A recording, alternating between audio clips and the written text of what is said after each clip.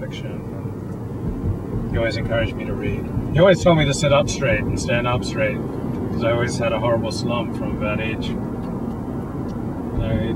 6 or 7, as soon as I started reading. But the instruction to sit up straight or stand up straight doesn't do much good. You need the Alexander technique to learn how to do it with ease. But he was always on me about my posture, and he'd say, other people won't bother to tell you this. Remember, I went to this Halloween party, and I had a mask on my face, but this one girl recognized me from my bad posture. Did it feel like a nurturing, caring, fatherly act? I am glad we caught that anti-environmental act on tape. I was. It's okay. It has a half-life of a billion years. So go ahead. I was building up the road. It was like strengthens the road so that when there are landslides, the road doesn't wash away. Let's go back to your father. Yes. Do you think these comments, like about your back, and were these meant as nurturing, loving comments, or did it feel critical and ornery? No, he meant it for my good. I just couldn't get it. Like, it doesn't do anyone. It's like, I'll give you a good analogy. It's like when you're suffering and someone says to you, do you think it's psychological? Now, it's entirely possible that what you experience as physical suffering is entirely psychological. But being asked that doesn't help. Right, I understand. So when someone tells you to sit up straight, it's good advice, but it doesn't do you any good until you learn how to do it. Unfortunately, some things in life you can't do by directly tackling them head on, like sit up straight, stand up straight. What you have to do is learn to inhibit your habitual impulses and follow your directions, and then the byproduct of this will be good use and good posture. Luke, can you tell me a couple of things, one or two things that if your father had done differently would have made your life a lot better? Yeah, I should have been in therapy from a very early age. I was plainly, like when people looked at me age 4 and 5, I looked like a Holocaust survivor. I just looked really unhappy, and I was often very angry as a kid and acting out. I was socially isolated. I was in the social pecking order. I was either the most popular of the losers in school or the least popular of the popular people. It's kind of like right in that. And I've never been very good at connecting with other people, and I really needed to be in therapy from the earliest age. And then the other thing that would really help is bribing me to get good grades or to do good things. I never studied or rarely studied at school unless I liked the topic, but if I'd been bribed or like some sense of competition had been instilled, I would have studied hard. And so I kind of threw away my childhood education. And so the other methods of motivating me just plainly didn't work. I think bribery would have definitely worked, because I heard about my friends who'd get paid for A's. And that would have definitely worked on me. Did he use negative reinforcement if you didn't do well? They were pretty easygoing. They were very concerned, but I didn't do very well in school, and they figured that I'd get serious eventually, and I might as well. But did anyone sit down and help you with your homework? No, that wasn't the way my parents were raised. Like, I know parents, well, it seems like almost all parents do that nowadays, or middle-class good parents, and a few of my friends' parents would do that, but even still, most of my parents didn't. Most of the parents of my friends in school didn't help them with their homework. Did your parents help you with your homework? This is not about me. So basically, it seems like your father was really not in tune with your emotional state. To see a child who's obviously depressed. Yeah, you saw I was troubled. But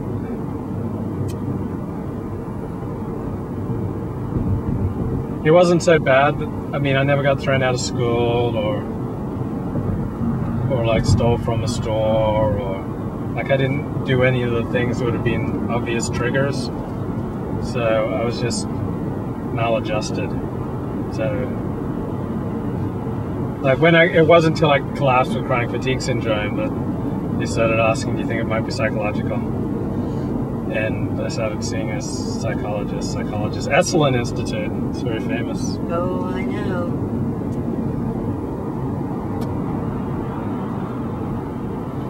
Someone just smoked your ass. You got so passed.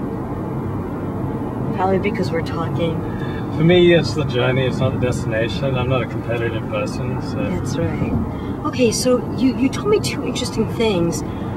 I guess what I'd like to know is, had he been warmer? Had he been more hands-on? Had he been more interested?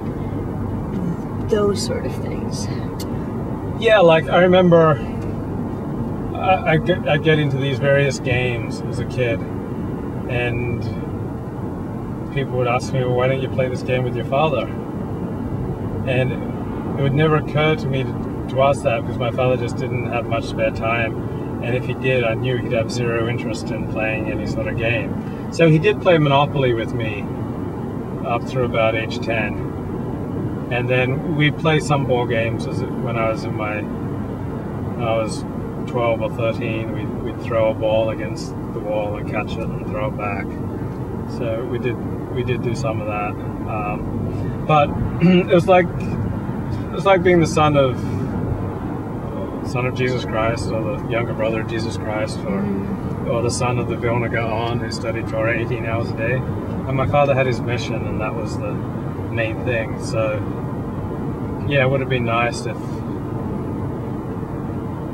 he was like more warm and nurturing, and like someone who liked to play games and just enjoy life with his children. But he was very, very driven, which just kind of made me very, very driven. So I can instill tremendous amounts of shame.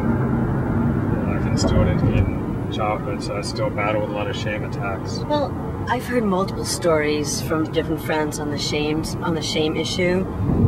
Some people believe, actually a number of friends that I know who have it, who get those shame attacks and self-loathing, they usually have one outrageously powerful parent, be it mother or father. Interesting. It's a way you'll never measure up, and the parent's intention is not to compete with you. It's just seen from the child's view, and it tends to stay with us. The other thing I've heard is we're born with certain dispositions already. Yeah. Like I tend toward panic and depression and self-loathing, whereas my sister doesn't go to any of that. Yeah.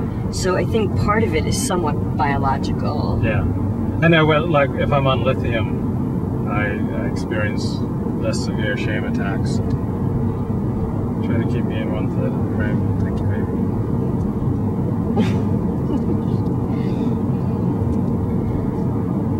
More that way. Yeah, that's good, baby. Okay. Thank you. So it's good to have some perspective and know that. Yeah, and he did the absolute best he could. It was like I had it far better than he did. Far better than my stepmother did. Did you ever put yourself in his shoes? Yeah, I think I've always understood that he had a mission and he was driven. And could you possibly have a conversation with me?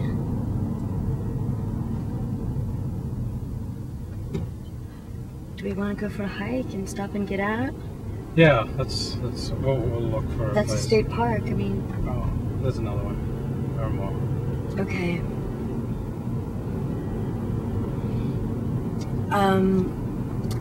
Is there any way I could have a conversation with you and you pretend to be your dad? Okay. Okay, I'll be my dad. Okay.